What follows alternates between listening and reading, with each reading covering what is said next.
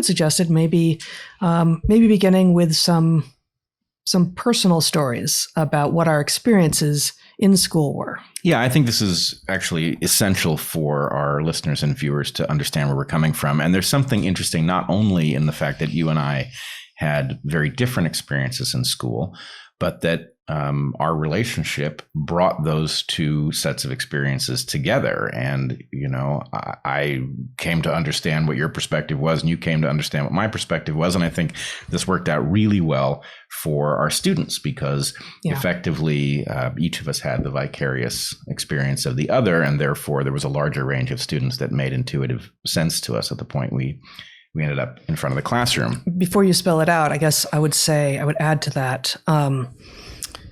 I think it's easy for good students, people who just have an easy time in school, to imagine that those who don't are either not capable or they're slacking and they're lazy. And it's easy, I think, for people who are not doing well in school, but know that they have capacity to imagine of the good students that they are brown noses and uninteresting and uncreative. And that while there are, I'm sure, people in those categories, in each case, there are slackers and there are brown noses and there are uncreative people who do well in school, and for sure, and there are lazy people who don't. But that is hardly the complete solution set. No, it's hardly the complete solution set. And in fact, I obviously you and I know that we are both exceptional for the categories that we would have been slotted into.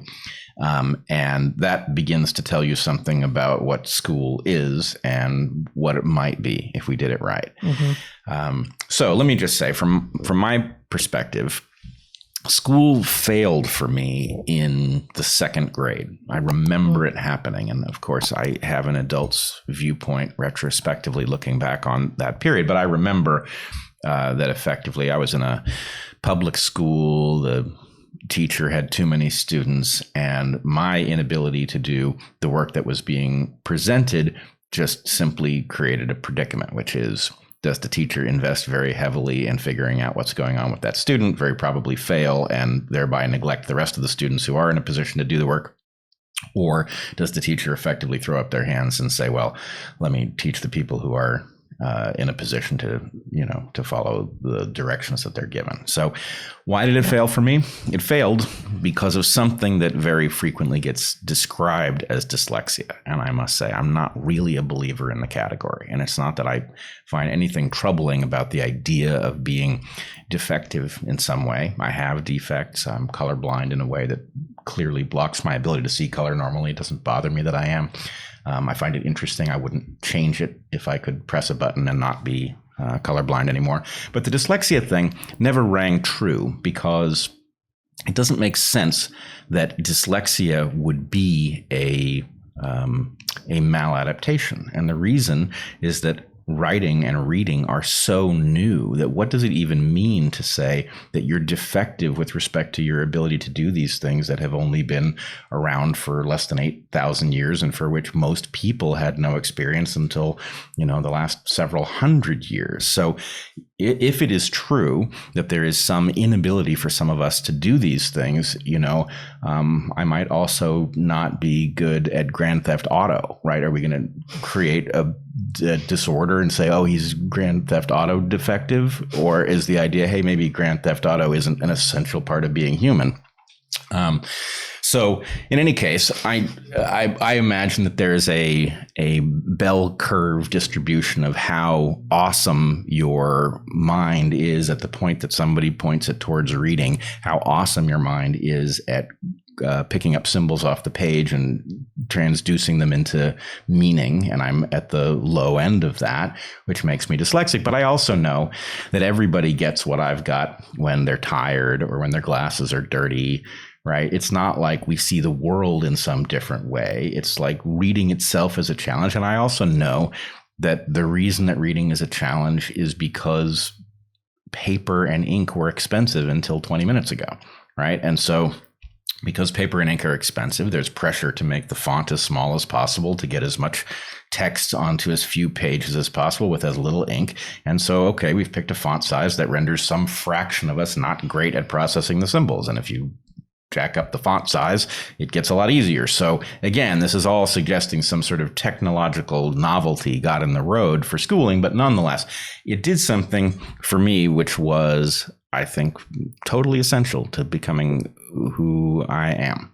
Right? It broke the link between school and me. School gave up on me. I gave up on it. At the time, I thought that was the end of my intellectual life, which hurt because my family was an intellectual family. And I assumed, well, I guess I'll have to do something else. Right? And then it turned out that wasn't the case because I had smart people around me. I had a grandfather who took kids very, very seriously, and he mentored me, even though he didn't see any, reason to give up on me. And so all of that worked out pretty well. And what it meant was that I was sort of in school because that's what one did, but it wasn't an effective place, nor was it where I got my validation. And it left me, well, in a funny spot. I was on Russell Brand's program. I think it's just out today. Mm-hmm. And he and I had a good long conversation about what I call the cosmic joke. And the cosmic joke is something you can tell 1,000 different ways.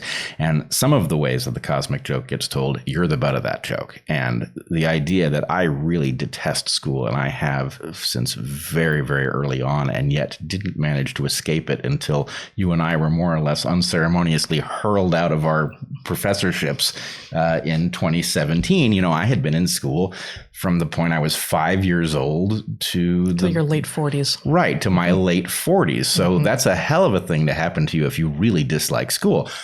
On the other hand, I did get, because Evergreen was such a strange place, I did get the opportunity to reinvent school in a way that it would have worked for me, and it worked for a lot of people who weren't good at school, which was an incredibly fun, rewarding, fascinating experience. And so that's more or less it. School didn't work. Something else did.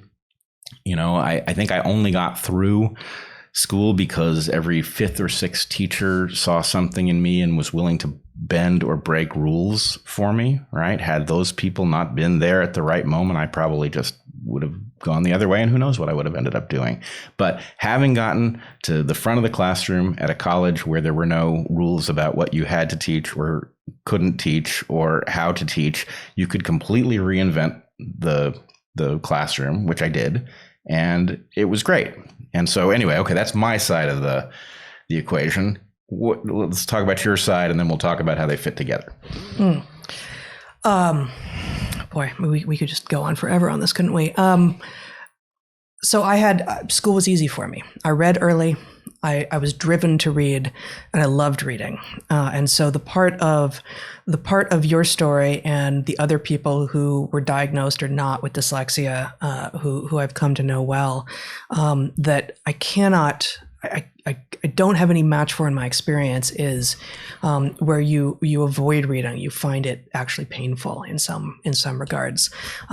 It's true that there are moments, fatigue and such, where reading may become a little bit more difficult, but I don't think it ever, what you said about everyone has this experience of sort of seeing the world, seeing the written word as if through a so-called dyslexic's eyes. I'm not sure that's true.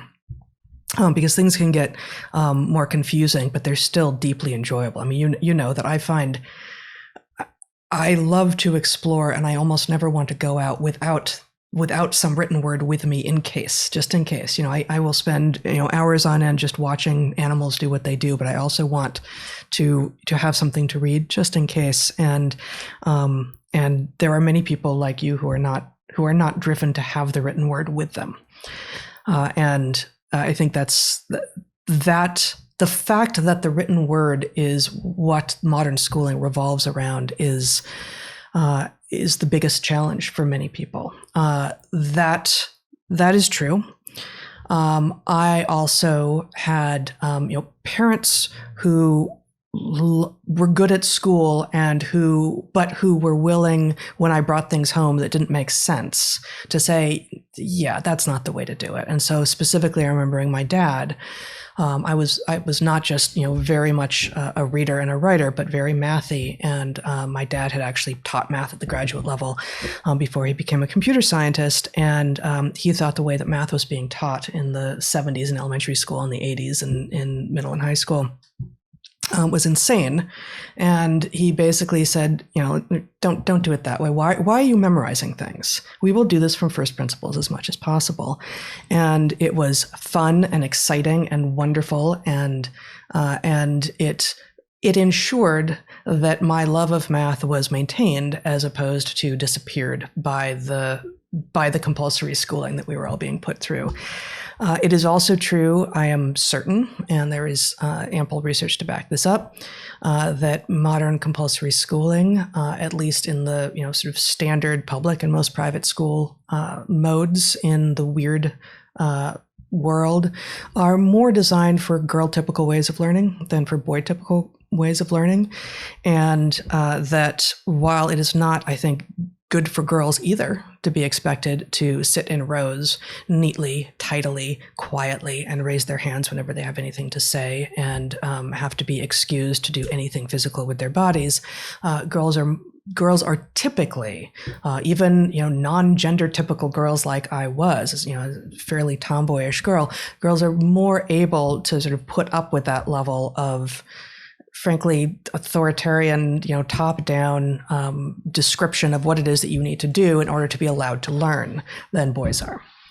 So I don't know. There's a ton more to talk about, but I was rewarded by school early for reasons I think that came from within my family and within me. I did not take those rewards as the source of my value, which is, I think, it's that conflation that allows school to beat people. That if school can convince you that when it says you're good, that means you're good, and therefore you should keep chasing its description of you being good, and when school tells you you're bad, that means you are bad and school is right, and you need to chase school's association of badness or goodness, then school has won, and then your motivational structure has been hacked by a system that is probably not interested in your well-being, but actually interested in containing you.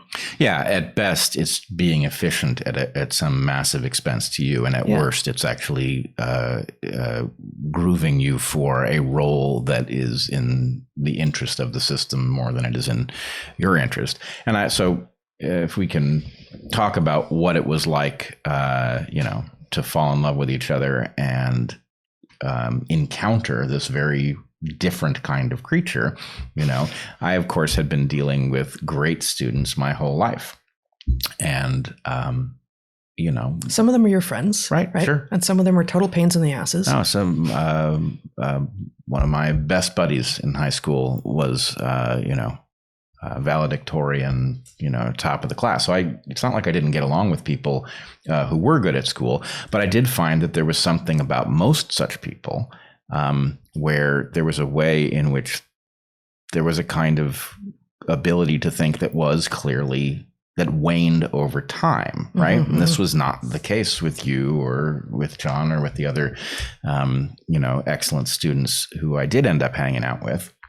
But it was definitely the exception rather than the rule, because, what I saw, and then what I think we saw when we were teaching, was that school is a very gameable system, and that a lot of what great student syndrome is it's people who have gotten lured into the game of school, and they've gotten very good at getting school to spit out the hallmarks of success. And the chances are, if you get very good at the school game and you see, well, if I'm succeeding at school, then I am good at this and I am knowledgeable, right, that effectively what you don't realize what you're giving up, which is the ability to see where it's wrong, for example. And if there's one thing that is essential to making progress in the world, it is figuring out where the world has stuff wrong, right? So in some sense, the most important thing is easily lost if you're too good at school, unless you have, in your case, a father who, how have you said it? did not suffer fools gladly. Yeah.